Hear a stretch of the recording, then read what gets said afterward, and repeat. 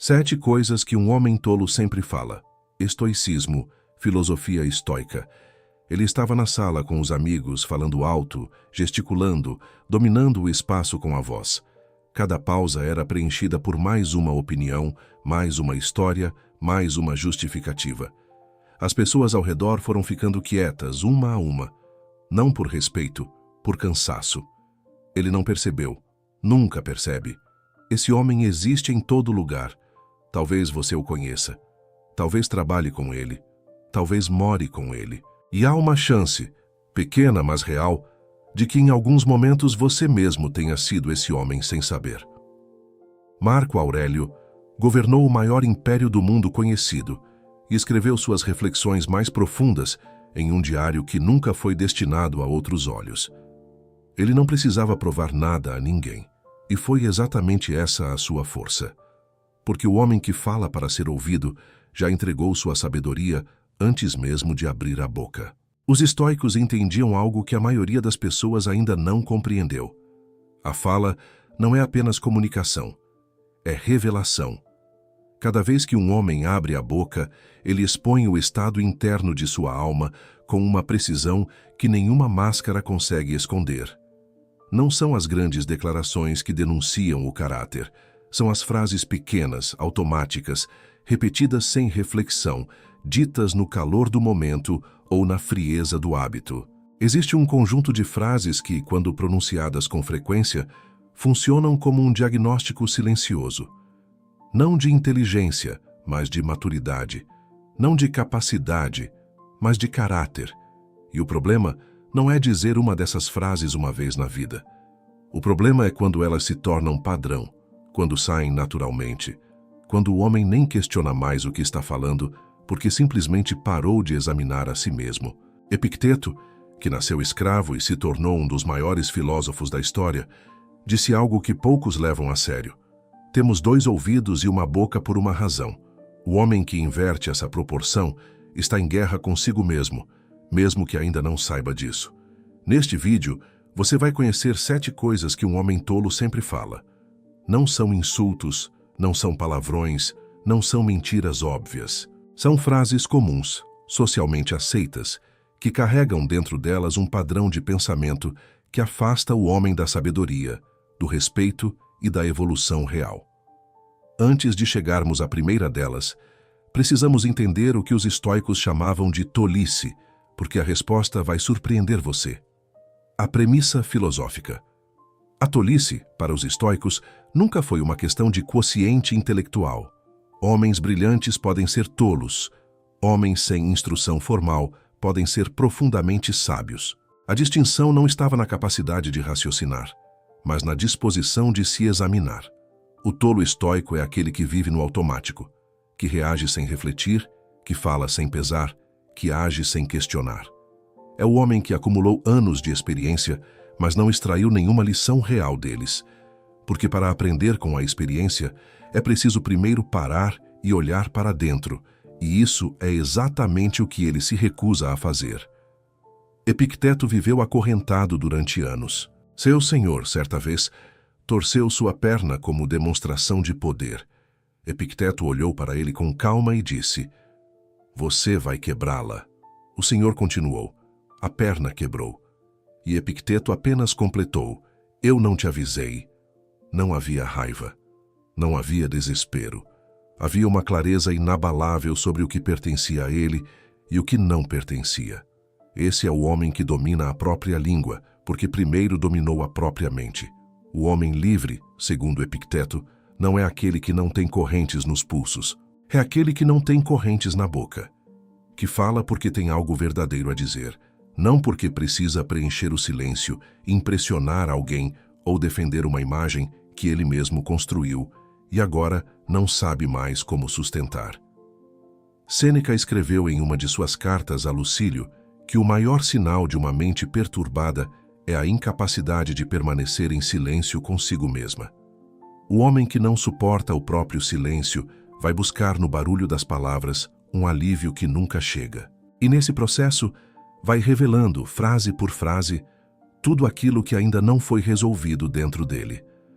Marco Aurélio, por sua vez, retornava constantemente em suas meditações a um princípio simples. Examina teus pensamentos antes que eles se tornem palavras, e examina tuas palavras antes que elas se tornem hábitos. Porque um hábito de fala é um hábito de alma. E mudar a alma exige muito mais do que simplesmente decidir falar diferente.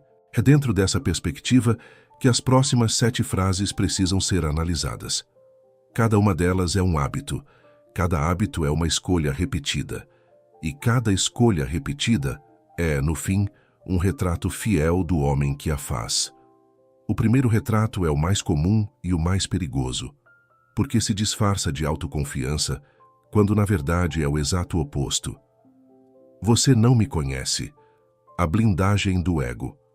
Existe uma frase que soa como coragem, mas é construída sobre medo, que parece assertividade, mas esconde uma fragilidade profunda, que é usada como escudo, quando deveria ser usada como porta. Essa frase é: você não me conhece. Pense na última vez que você ouviu isso.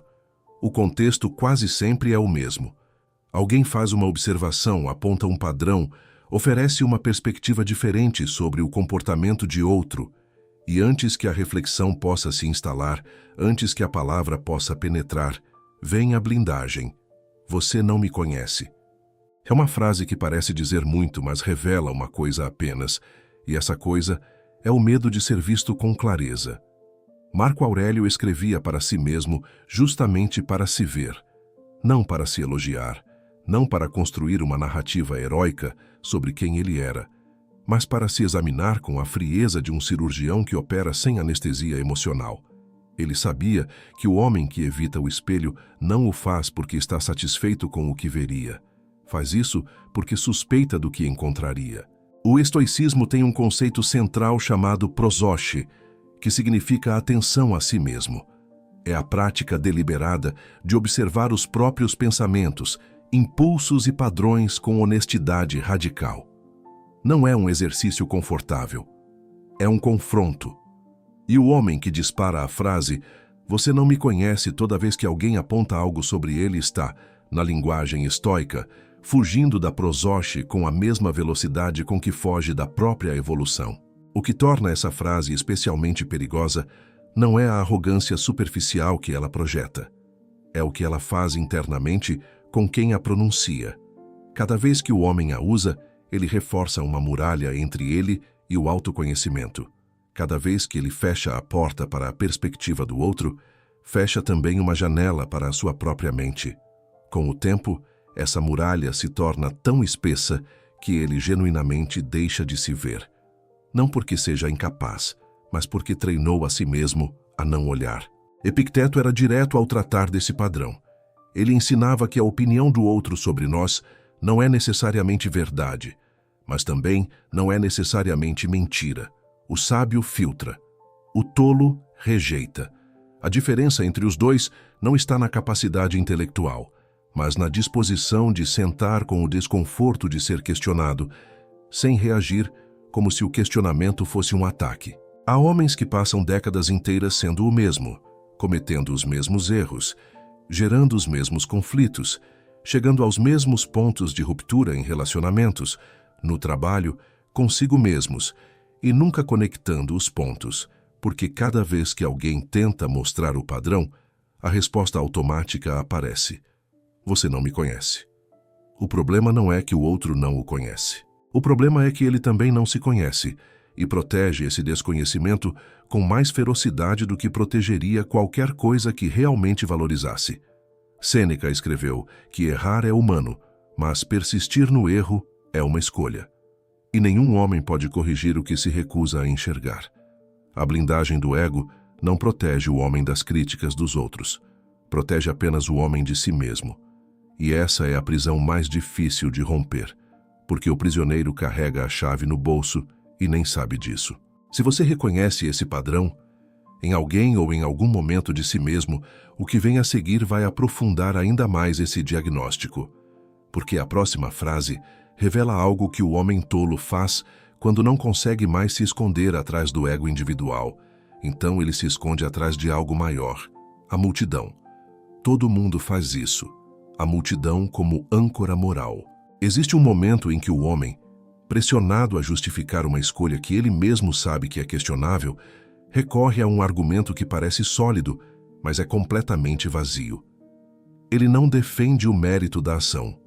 Ele defende a popularidade dela e diz: todo mundo faz isso. Sêneca identificou esse padrão com uma precisão que atravessa séculos.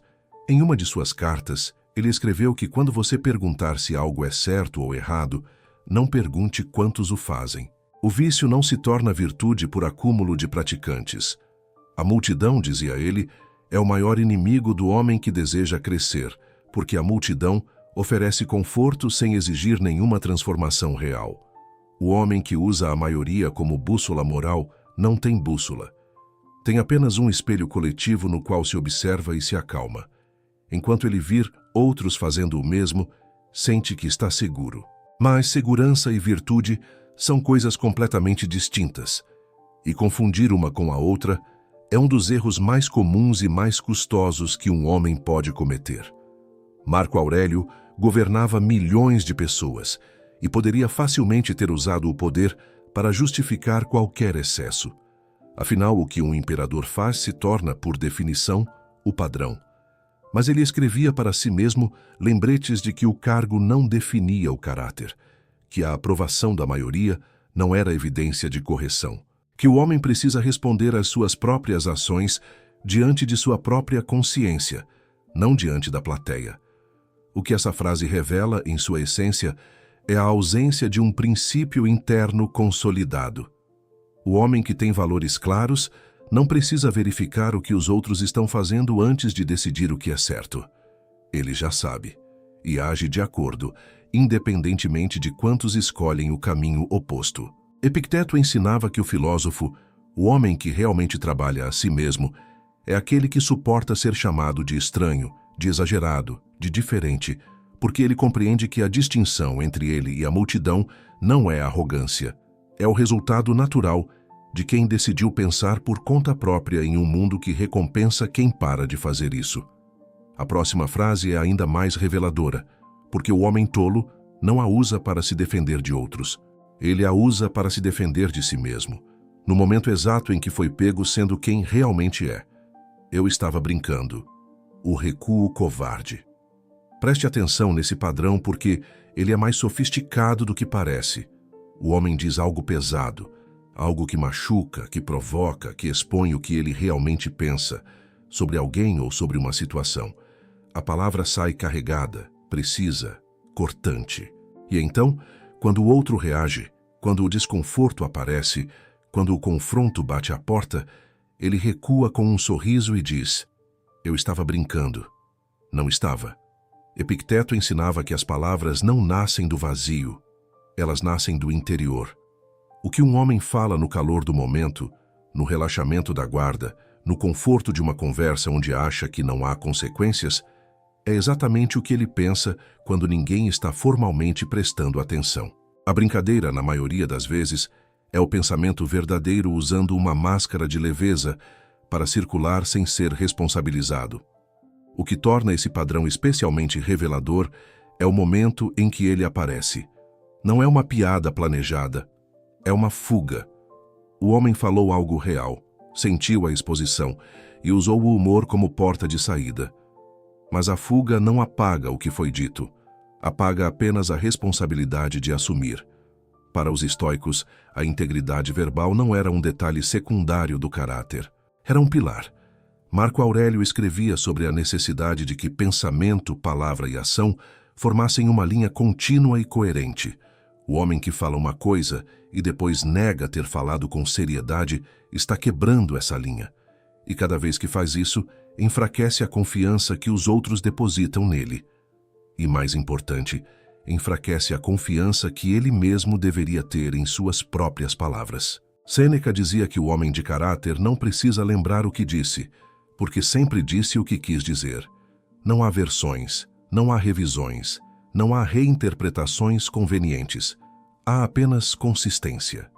E essa consistência é o que separa o homem que constrói relações sólidas daquele que deixa um rastro de desconfiança silenciosa em cada ambiente que frequenta. Se você conhece alguém assim, percebeu que, com o tempo, as pessoas ao redor simplesmente param de levar suas palavras a sério. Não de forma declarada, de forma gradual, quase imperceptível, até que um dia ele fala algo importante, algo que realmente quer que seja ouvido, e descobre que ninguém mais sabe distinguir quando ele está sendo real. Essa é a punição silenciosa da covardia verbal. E ela é aplicada sem julgamento, sem cerimônia, sem que ninguém precise dizer uma única palavra. Não preciso de ninguém. A soberba da solidão. Essa frase é vendida como independência, é comprada como força, e é, na realidade, uma das formas mais elegantes de autossabotagem que um homem pode praticar.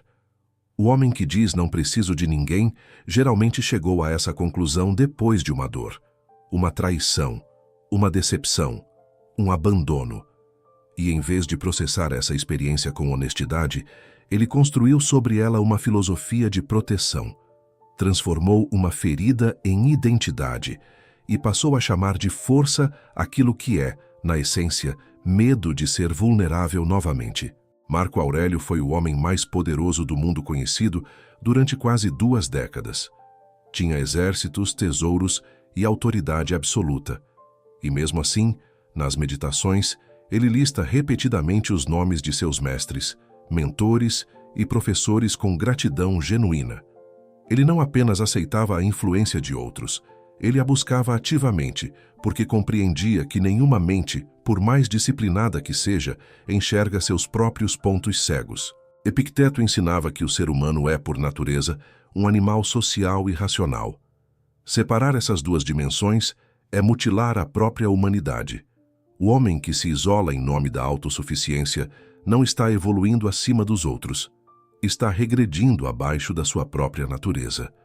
O problema com essa frase é que ela fecha exatamente as portas pelas quais o crescimento entra. Mentores, críticas honestas, perspectivas diferentes, conexões que desafiam, relacionamentos que exigem amadurecimento. Tudo isso requer a disposição de precisar. E o homem que se recusa a precisar se priva de todo o combustível que a evolução real demanda. Sêneca escreveu que nos retiramos para nós mesmos para nos fortalecer, não para nos esconder.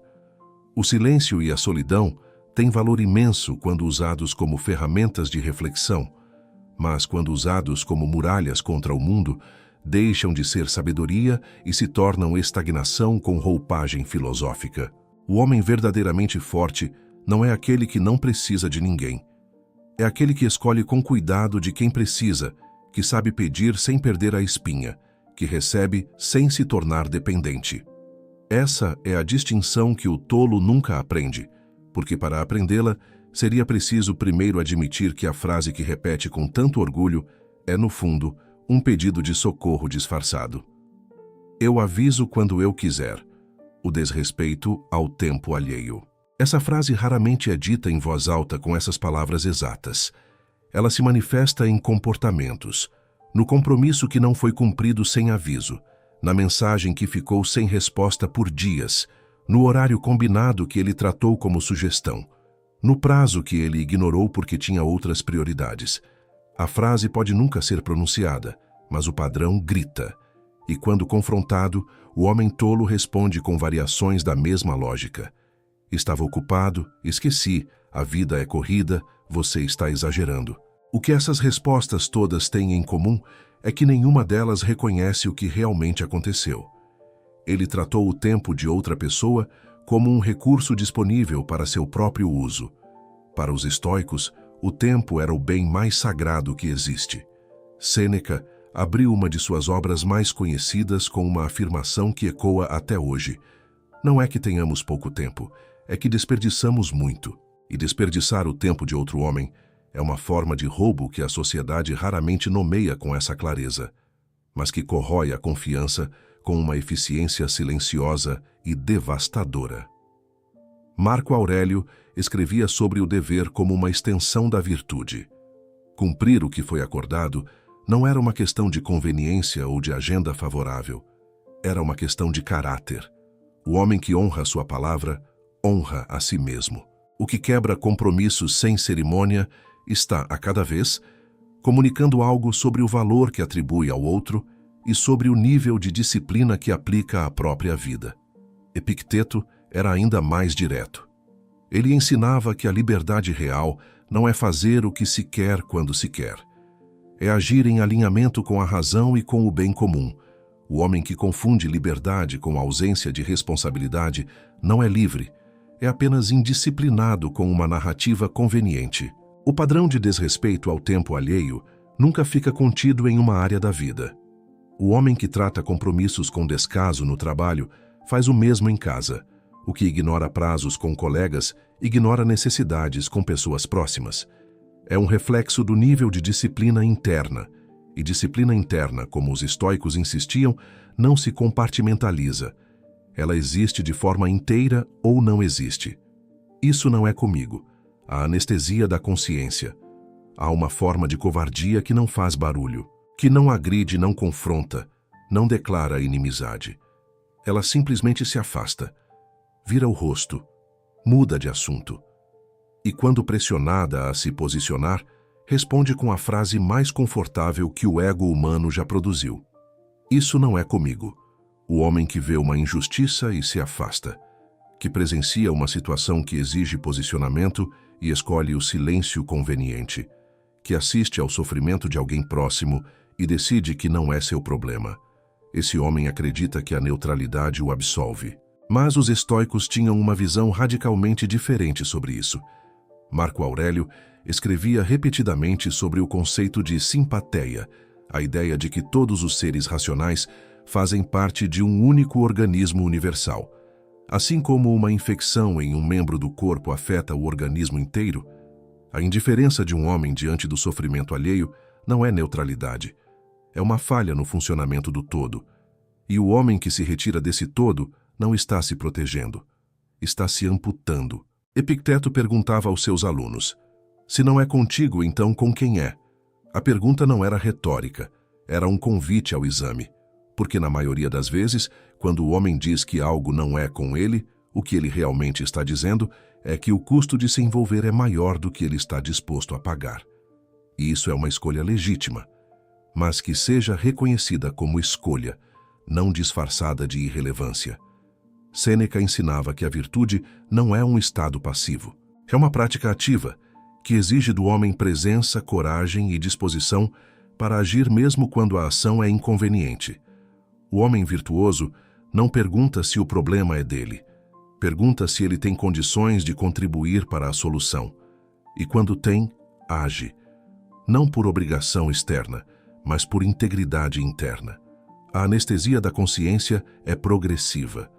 O homem que começa ignorando pequenas injustiças vai gradualmente se tornando incapaz de se indignar com as grandes. Cada vez que ele diz isso não é comigo, ele reduz um pouco mais sua capacidade de sentir responsabilidade, até que um dia ele olha para sua própria vida e percebe que também ninguém mais se sente responsável por ele. Um dia, eu vou fazer isso. O veneno do eterno amanhã. Essa é a mais mortal de todas. Não porque seja a mais agressiva, não porque machuque alguém diretamente, mas porque ela destrói em silêncio. Ela não gera conflito, não provoca reação. Ela apenas adia, e continua adiando, enquanto o homem que a repete vai envelhecendo com uma coleção de intenções que nunca se tornaram realidade. Um dia eu vou fazer isso. Um dia eu começo. Um dia as condições vão estar certas. Um dia eu vou ter tempo, dinheiro, disposição, coragem. Um dia. Sêneca foi cirúrgico ao tratar desse padrão. Ele escreveu que omnia aliena sunt, tempus tantum nostrum est. Tudo é alheio, só o tempo é nosso. E em seguida advertiu: o maior desperdício da vida é adiá-la. O homem que vive no eterno amanhã não está descansando no presente, está roubando do único recurso que não pode ser recuperado, devolvido ou negociado. O que sustenta essa frase não é preguiça, embora a preguiça esteja presente. O que realmente a sustenta é a ilusão de que o tempo pertence ao homem de forma ilimitada, que haverá sempre um amanhã mais adequado, uma versão futura de si mesmo mais preparada, um momento mais favorável que justificará a ação que hoje parece difícil. Essa ilusão tem um nome no estoicismo, e os 3 grandes mestres combatiam ela com o mesmo antídoto. Memento mori. Lembra que você vai morrer. Não como pensamento mórbido, como ferramenta de clareza. Marcos Aurélio usava essa meditação diariamente para calibrar suas prioridades, para cortar o supérfluo, para agir com a urgência que a brevidade da vida exige.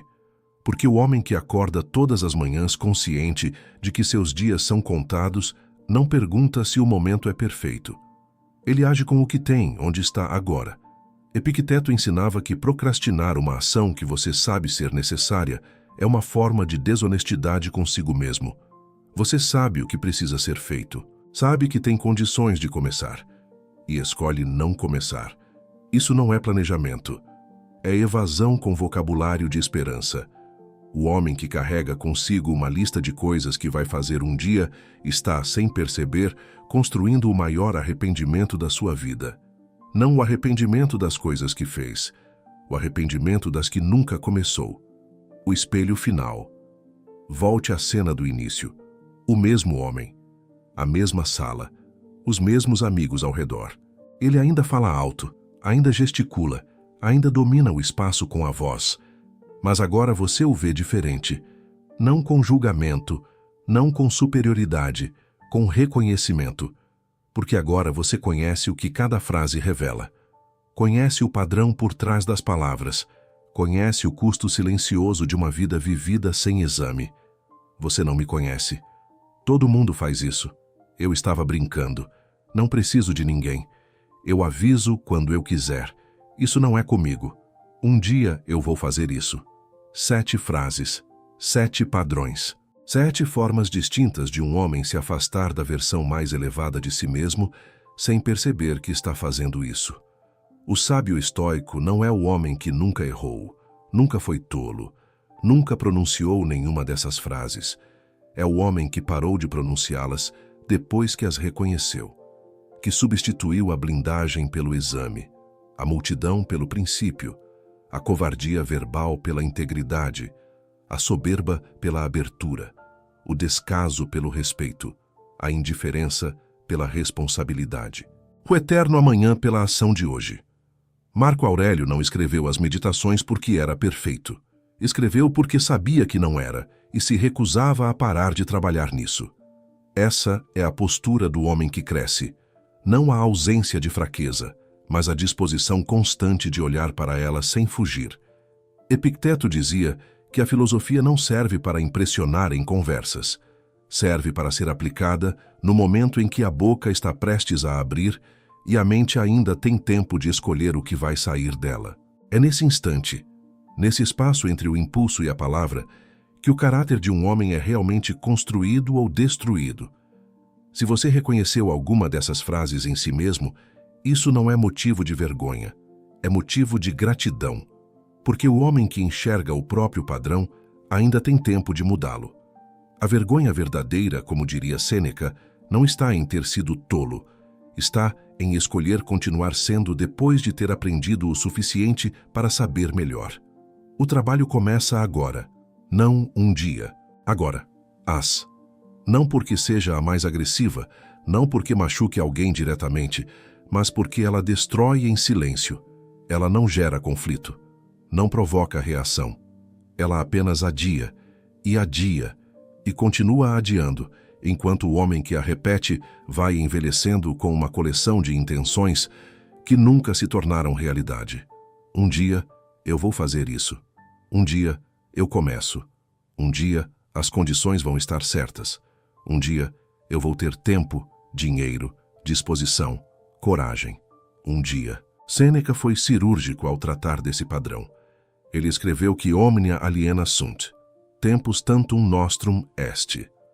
Tudo é alheio, só o tempo é nosso. E em seguida advertiu, o maior desperdício da vida é adiá-la. O homem que vive no eterno amanhã não está descansando no presente. Está roubando do único recurso que não pode ser recuperado, devolvido ou negociado. O que sustenta essa frase não é preguiça, embora a preguiça esteja presente. O que realmente a sustenta é a ilusão de que o tempo pertence ao homem de forma ilimitada, que haverá sempre um amanhã mais adequado, uma versão futura de si mesmo mais preparada, um momento mais favorável que justificará a ação que hoje parece difícil. Essa ilusão tem um nome no estoicismo, e os 3 grandes mestres combatiam ela com o mesmo antídoto: memento mori. Lembra que você vai morrer, não como pensamento mórbido, como ferramenta de clareza.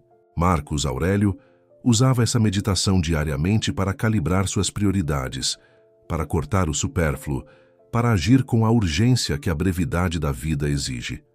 Porque o homem que acorda todas as manhãs, consciente de que seus dias são contados, não pergunta se o momento é perfeito. Ele age com o que tem, onde está agora. Epicteto ensinava que procrastinar uma ação que você sabe ser necessária é uma forma de desonestidade consigo mesmo. Você sabe o que precisa ser feito, sabe que tem condições de começar, e escolhe não começar. Isso não é planejamento, é evasão com vocabulário de esperança. O homem que carrega consigo uma lista de coisas que vai fazer um dia está, sem perceber, construindo o maior arrependimento da sua vida. Não o arrependimento das coisas que fez, o arrependimento das que nunca começou. O espelho final. Volte à cena do início. O mesmo homem, a mesma sala, os mesmos amigos ao redor.